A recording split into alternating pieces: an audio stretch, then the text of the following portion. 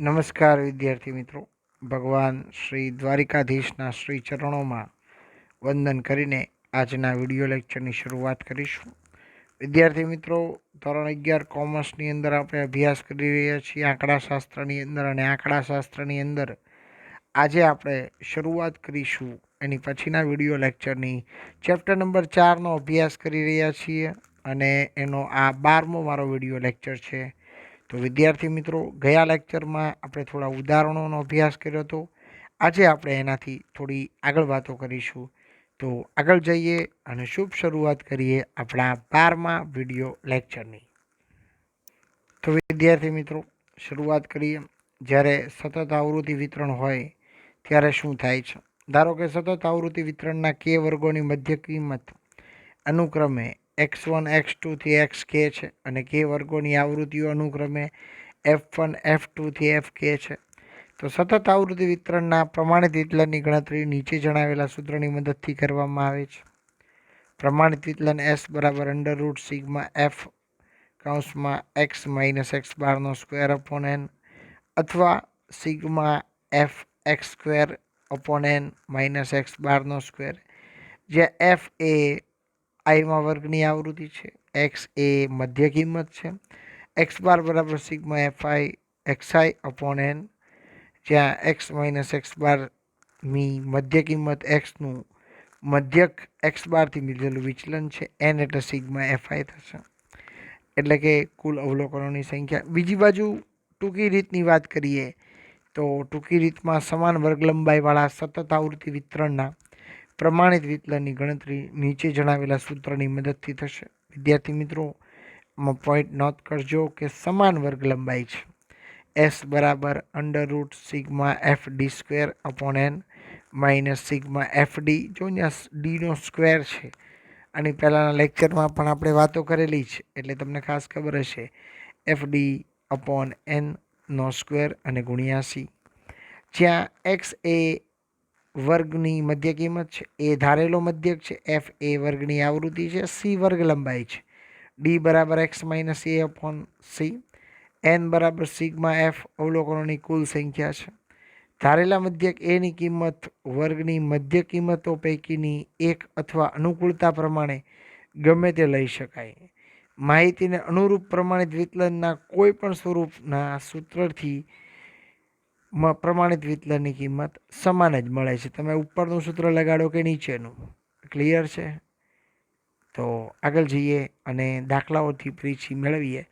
ઉદાહરણ 17થી વાત કરીશું, બરોબર? એમાં ધ્યાન આપજો. તો એક શાળાના 200 વિદ્યાર્થીઓના એક પરીક્ષામાં મેળવેલા ગુણ નીચે પ્રમાણે આવૃત્તિ વિતરણના સ્વરૂપમાં લખેલા છે, અને એની ઉપરથી તમારે પ્રમાણિત વિચલન લખવાનું છે.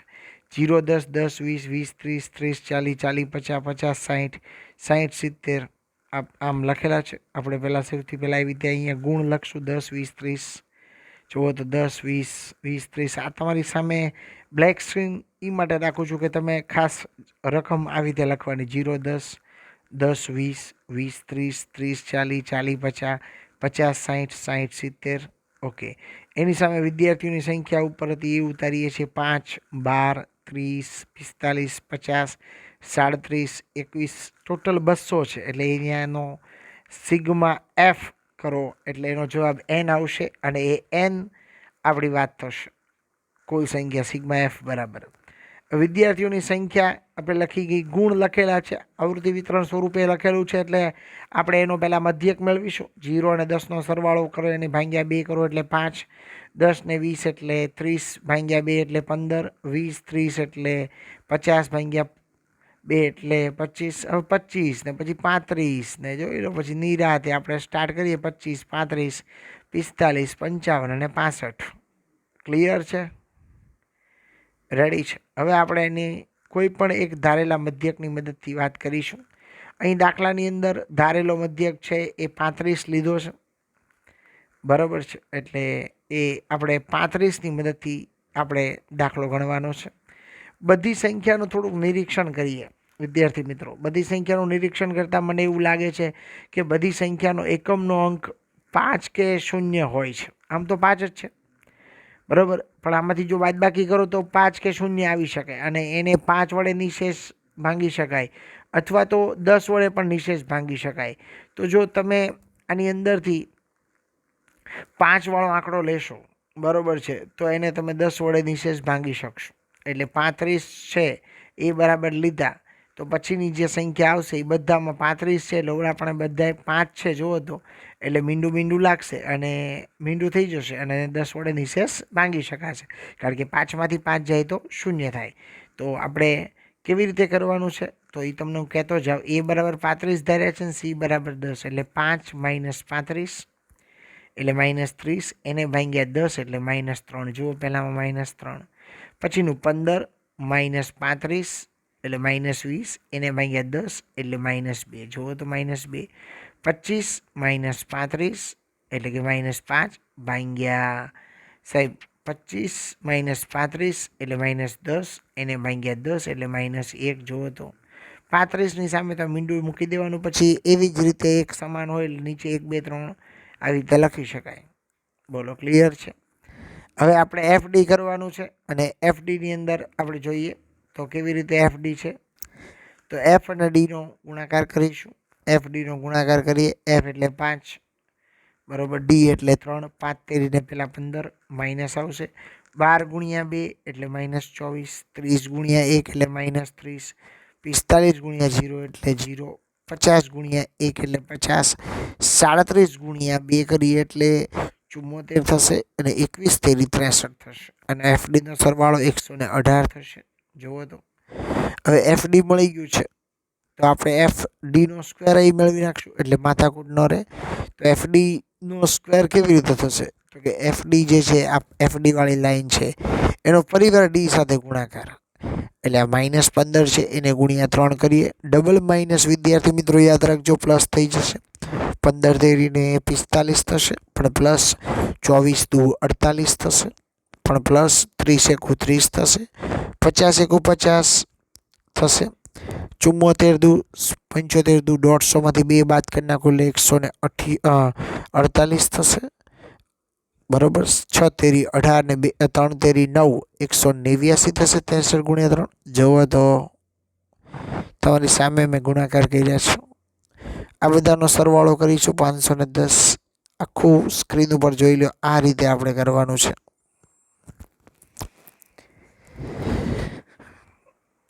Complete, ready. આવું આપણે ક્યારે કરી શકીએ એ પણ ચોખવટ કરી દઉં કે ફક્ત પ્રમાણિત વિચલન મેળવવાનું છે. જો વિચલાંક મેળવવાનો હોય તો પાછો મધ્યક પણ આપણે મેળવવો પડે, બરાબર છે. એટલે મધ્યકની પણ કિંમત આપણે જરૂર પડે છે જ્યારે વિચલાંક ગોતવાનો હોય. તો વિદ્યાર્થી મિત્રો આગળ જઈશું. પ્રમાણિત વિચલન S બરાબર √σ/FD² n -σ/FD n અને એનો સ્ક્વેર હોલ સ્ક્વેર અને ગુણ્યા σ/FD² 510 હતો. n તો તમે જાણો છો 200. σ/FD બરાબર 118/200 અને એનો સ્ક્વેર ગુણ્યા 10. 510 ભાગ્યા 200 કરું 2.55 થશે. 118 ભાગ્યા 200 કરી અને એને વર્ગ કરું એટલે 0.3481 થશે. અને ઓલા 10 છે એ 12 જ છે. 2.55માંથી 0.3481 બાદ કરવું એટલે 2.2019 થશે અને એને ગુણ્યા 10. 2.2019નું વર્ગમૂળ કાઢીએ એટલે 14.8388 થશે અને એને ગુણ્યા 10 કરતાં આપણને 14.8388 થશે. પોઈન્ટ પછીનો ત્રીજો આંકડો હું જોઉં છું તો મને એ આંકડો દેખાય છે, એટલે આંકડો દેખાય છે એટલે તગડામાં 1 ઉમેરાશે. 3 ને 1 થશે 4. આમ પ્રમાણિત વિચલન S બરાબર 14.84 ગુણ થશે. વિદ્યાર્થીઓએ મેળવેલા ગુણનું પ્રમાણિત વિચલન 14.84 ગુણ થશે. ક્લિયર છે? આગળ જઈશું. એક સરસ મજાનું બીજું ઉદાહરણ છે, બરોબર, જોજો, અભ્યાસ કરજો. એક ફેક્ટરીના કામદારોના દૈનિક વેતન રૂપિયામાં આપેલી નીચેની માહિતી પરથી કામદારોના દૈનિક વેતનનું પ્રમાણિત વિચલન મેળવવાનું છે. રકમ જુઓ તો થી વધુ ઓહો થી વધુ વાળી રકમ છે. જુઓ તો રેડી છે. હવે આ બધું થી વધુ વાળી રકમ છે એટલે આપણે મૂળ આવૃત્તિ વિતરણમાં એને ફેરવવું પડે. 130 પછી 150 170 190 210 અને 230 છે. રેડી છે. અને તો મોટી સંખ્યા 150 છે એટલે થી વધુ છે એટલે આપણે બાદબાકી કરતા જવું પડશે. એટલે 130 થી 150 150થી 170 170થી 190 190થી 210 અને 210થી 230 સુધી લખીશું. 150માંથી 142 બાદ કરીશું. 142માંથી 116 બાદ કરીશું. જુઓ બરાબર 116માંથી 57 ચેપ્ટર નંબર 2માં શીખવાડ્યું છે. 57માંથી 14 અને 14માંથી 0. તો વ્યક્તિઓની સંખ્યા મળી ગઈ 8, 26, 59, 43 અને 14. જે પહેલી સંખ્યા હશે એ એન હશે, આપ જાણો છો. અને જે સંખ્યા મળી છે એ આપણે અહીંયા લખી નાખી છે. તો જો લખાઈ ગઈ છે. ક્લિયર? રેડી છે. હવે 130 અને 150નો સરવાળો કરું મધ્ય કિંમત મેળવવા માટે. એને ભાગ્યા 2 કરું એટલે 280 ભાગ્યા 2 કરું એટલે 14 દુ 28 140 થશે. 150 અને 170 આનો સરવાળો કરું એટલે 200 અને 320 થશે. 7 ને 5 12 એટલે 320 ભાગ્યા 2 કરું એટલે 160. સમાન વર્ગ લંબાઈ જ છે એટલે 20-20નો ગાળો પડે છે. 140 160 180 પછી 200 અને 220 થશે. 20-20નો ગાળો પડે. સીધી જ વાત. બરાબર, ખોટી માથાકૂટમાં પડવાનું જ નથી. તમને બને તો એટલી ખબર પડે કે જો આમાં ગાળો પણ 20નો છે. બહુ બરાબર શાંતિથી વિચારજો. 5 સંખ્યા છે તો વચ્ચેની સંખ્યા બરાબર જો તમે એ ધારી લ્યો. ફરીવાર કહી દઉં, તમે ચોકવટ કરીને કહી દઉં, બોલપેનથી તમને દેખાડી દઉં. તો પહેલી વાત તો એ છે કે આ બધાનો ગાળો 20નો છે. આમાં 5 સંખ્યા હોય, 7 સંખ્યા હોય. કેટલી? 5 7. તો એકી સંખ્યાવાળી હોય એમાં મધ્યની સંખ્યાને તમારે હંમેશા એ ધારી લેવાનો. ચાલો આને એ ધારી લ્યો. પછી બીજી સલાહ કે જે મધ્યની સંખ્યાને તમે એ ધારો અને તમારે સી બરાબર કઈ સંખ્યા ધારવાની ચોખવટ કરું. આ બે વચ્ચેનો જે ગાળો છે, જો આ ટીક કરું, એ બે વચ્ચેનો ગાળો કેટલો છે? 20નો છે. આ 20 ધારી નાખો. આ ધારી નાખાય ને એટલે એક જ વસ્તુ છે જે તમે એ ધાર્યો છે એની સામે મીંડું મૂકવાનું. પછી અહીંયા -1, અહીંયા -2, એવી રીતે નીચે 1 અને 2 પ્લસ. આ રીતે જ મૂકી દેવાનું આખું વિચીને. જુઓ સાહેબ, બધી રીતે ગોઠવણ કરો એ જ જવાબ આવે. કોઈ પણ દાખલો હોય પછી ધારવા વખતે એ વસ્તુની ધ્યાન રાખવાનું. બરાબર મધ્યની સંખ્યા ધારવાની. 5 હોય ત્યારે 3ને ધારી દેવાના છે. જોજો બરાબર. ક્લિયર? પછી તમારે એની સમજૂતી જોતી હોય તો 140માંથી 180ને બાદ કરો અને એને ભાગ્યા 20 કરો એટલે -2 આવે. 160માંથી 180ને બાદ કરો, -20 વધે, ભાગ્યા 20 કરો એટલે -1 આવે. એવી જ રીતે નીચે 0, 1 અને 2 થશે. 180માંથી 180 બાદ જાય એટલે તમને ખબર જ છે કે 0 થશે. રેડી? FD. તો સ્ટાર્ટ કરીએ. F અને D આ બેનો ગુણાકાર. અને FD એટલે પહેલાં તમને F એટલે ખબર છે કે 8 છે. ક્લિયર? અને એ 8 અને Dમાં -2 છે. 8 દુને -2 એટલે -16 થશે. 26 ગુણ્યા 1 કરીએ બરાબર એટલે 26 એકા 26 પણ માઇનસ થશે. 59 ગુણ્યા 0 કરો એટલે 0 થશે. 43 ગુણ્યા 1 કરો એટલે 43 થશે. 14 ગુણ્યા 2 કરો એટલે 28 થશે. FDનો સરવાળો 43 અને 28નો સરવાળો કરીશું. બરાબર છે? તો 4 ને 2 6 ને 1 7 અને 11 એટલે 71 થશે. અને એમાંથી 16 અને 26નો સરવાળો બાદ કરતાં 29 વધશે. FDનો સ્ક્વેર. હવે જે તમને FDની લાઈન મળી છે, કઈ લાઈન? -16 -24 0 43 અને 28. એનો ફરીવાર પાછો D સાથે ગુણાકાર કરવાનો છે. એટલે 16 ગુણ્યા 2 કરવું એટલે 32 થશે. 26 એકા 26 થશે. 43 ગુણ્યા 1 કરો એટલે 43 થશે. અને 28 ગુણ્યા 2 કરો એટલે 56 થશે. ક્લિયર? કમ્પ્લીટ? સમજાણું? આનો સરવાળો કરીશું. FDનો સ્ક્વેરનો 157 અને FDનો 29. યાદ રાખજો બેને આંકડા, આગળ ઉપયોગી છે. આગળ જઈએ તો પ્રમાણિત વિચલન S બરાબર √σ FDનો square upon n minus sigma FD upon n નો હોલ સ્ક્વેર ગુણ્યા C. 157 ભાગ્યા 150 -29/150નો સ્ક્વેર અને ગુણ્યા 20 અંડર રૂટ 1.157/150 કરીએ એટલે 1.0467 થશે. 29/150 કરવાના અને એનો પછી 29/150 કરતાં 0.1933 આવશે અને પછી જો એનો સ્ક્વેર કરવામાં આવે તો 0.0374 થશે. 1.0467માંથી માઇનસ 0.0374 બાદ કરતાં વધશે કેટલા? 1.0093 અને એનું વર્ગમૂળ કરી 20 સાથે ગુણાકાર કરો એટલે 20.0928 પોઈન્ટ પછીનો ત્રીજો આંકડો બગડો છે, બગડો એટલે 20.09 થશે. આમ ફેક્ટરીના દૈનિક વેતનનું પ્રમાણિત વિચલન 20.9 રૂપિયા થશે. ક્લિયર છે? રેડી? જોજો બરોબર. તો વિદ્યાર્થી મિત્રો, હવે આપણે સ્વાધ્યાયના દાખલા ઉપર પ્રયાણ કરીશું અને સ્વાધ્યાયનો દાખલો જોઈશું. 4.4 પહેલો દાખલો. હવે આપણે દરેક દાખલા ઘણીવાર કેવું બને કે ઉદાહરણમાંથી દાખલા હોય તો બાળકોને ન પણ સમજાય એવું બને, પરંતુ અહીંયા તો સ્ટેપ વાઇઝ વ્યવસ્થિત શાંતિથી દાખલાઓ ગણાવવામાં આવે છે એટલે આપને શાંતિથી સમજાઈ જશે કેમ સ્ટેપ મૂકવાના છે, કેમ ગુણાકાર કરવાનો છે, બધી ક્લિયર થશે. તો શરૂઆત કરીએ અને આગળના દાખલા ઉપર જોઈએ રકમ. તો ગણિતની 100 ગુણની કસોટીમાં 9 વિદ્યાર્થીઓએ મેળવેલા ગુણ નીચે મુજબ છે: 64, 63, 72, 65, 88, 69, 66, 67 અને 69. આ માહિતી પરથી વિદ્યાર્થીઓએ મેળવેલ ગુણનું પ્રમાણિત વિચલન મેળવો. તો વિદ્યાર્થી મિત્રો, મારે આ બધા ગુણ લખવા પડશે. લખું છું ગુણ x 64 અને પછી આપણે આખી લાઈન લખીએ. પહેલાં આપણે જોઈએ આ આટલું બનાવવું પડશે. જોઈએ, સ્ટાર્ટ કરીએ. 64, પછી 63, 72, 65, 68, 69, 66, 67 અને 69. ક્લિયર છે? રેડી?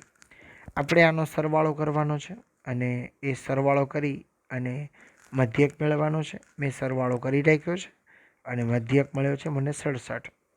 ઓકે છે? તો આપણે આનો સરવાળો 603 થશે. કમ્પ્લીટ. એને ભાગ્યા 9 કરવાના છે એટલે મને 67 મળશે. રેડી? તો હું 67 મધ્યક છે એને એ પ્રમાણે 64માંથી હું 67ને બાદ કરીશ એટલે -3. 63માંથી 67ને બાદ કરું એટલે -4. 72માંથી 67ને બાદ કરું એટલે 5. 65માંથી 67ને બાદ કરું એટલે -2. 68માંથી 67ને બાદ કરું એટલે 1. 69માંથી 67ને બાદ કરું એટલે 2.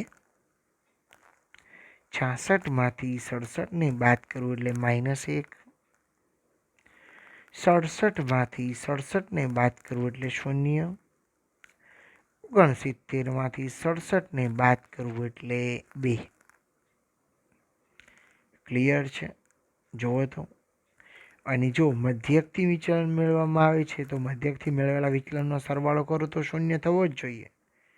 ક્લિયર છે? જુઓ તો, આ 0 થાય છે. ક્લિયર? તો હવે મારે કરવાનું છે x - x બારનો શું કરવાનો છે? વર્ગ કરીએ તો 3નો વર્ગ એટલે માઇનસનો વર્ગ પ્લસ થઈ જાય, ભૂલતા નહીં. આવું 12માં પણ આપણે આવે છે. 3નો વર્ગ કરીશું 9, 4ના 16, 5ના 25, 2ના 4, 1નો 1, 2ના 4, 1નો 1, 0નો 0. પણ આગળ સંખ્યા હોય ને તો 0ના ડબલ 0 થઈ જાય. જેમ કે 10 હોય ને તો આગળ એકડો છે તો 10નો વર્ગ 1 0ના 2 0 કરવાના. 40નો વર્ગ કરવો હોય તો 4નો 16 મૂકવાનો, પણ 1 0 છે એના 2 0 એટલે 1600 થઈ જશે. આ તો જસ્ટ આગળ 2ના 4, આપણે આનો સરવાળો કરીશું. સિગ્મા એક્સ માઇનસ એક્સ બારનો સ્ક્વેર બરાબર 64. આગળ જઈએ અને કિંમત મૂકીશું. જુઓ તો મધ્યક તમને કહી દઉં, એટલે અગાઉ મેં તમને દેખાડ્યું હતું કે 67 આવી ગયો, પણ કેવી રીતે સમજાણો હવે આમાં તમને સમજાશે કે એક્સ બાર બરાબર સિગ્મા એક્સ અપોન એન 603 ભાગ્યા 9 કરવું એટલે 67 આવતા હતા. અગાઉ આમને મૂકી દીધું હતું એટલે તમને ખાસ ક્લિયર રહે. આગળ જઈએ, જવાબની બાજુમાં એનો એકમ ગુણ લખીશું. આગળ પ્રમાણિત ગુણનું પ્રમાણિત વિચલન મેળવવાનું છે.